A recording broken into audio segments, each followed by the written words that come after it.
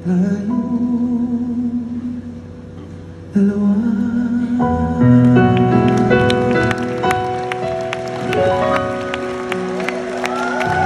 Ladies and gentlemen, Sofronio Vasquez.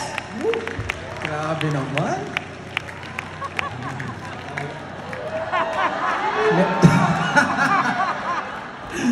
You know, the reason why I look like this is because of God. No, naghahanap kasi ako ng hat. Really? But I just came out hot. So, yeah. Kaya sinabotage mo, sabi niya, so anong susuot mo? Ang sinabi ko, all black lang, sir.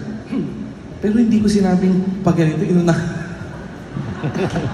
Wala naman to. Wala kasi akong kurbata.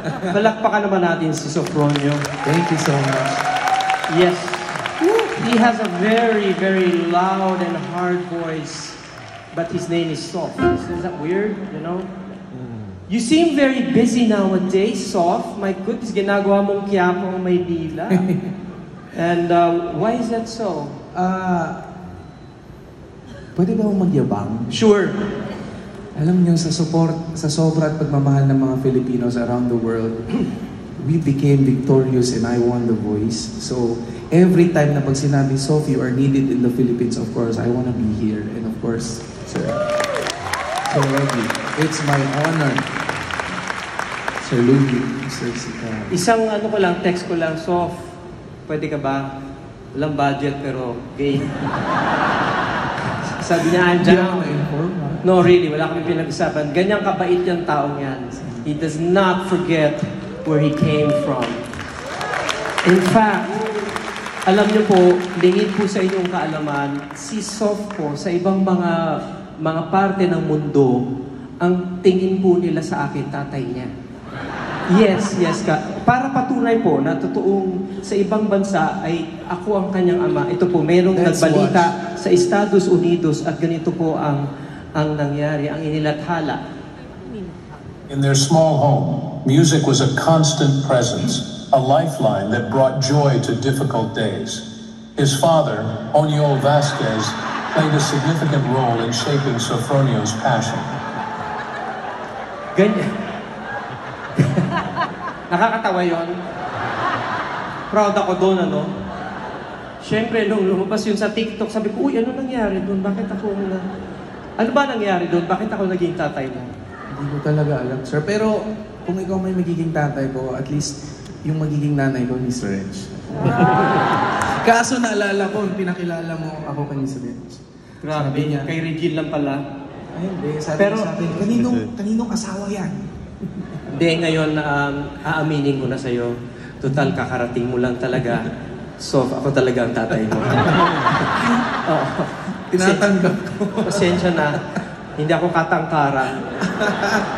But really, kakaiba talaga ang journey ni Sofronio. Alam naman po natin ang kwento niya. Pinanood po natin. Di ba? Palakpakan naman natin si Sofronio. Thank you po sa inyo lahat. His journey, panoorin niyo po sa YouTube. He truly is an inspiration to all of us, isn't he? And so, mahabang story. But what is the feeling? Eto na. Unti mo nang naaabot ang iyong mga pangarap, Sofronio. Ano ang pakiramdam nun?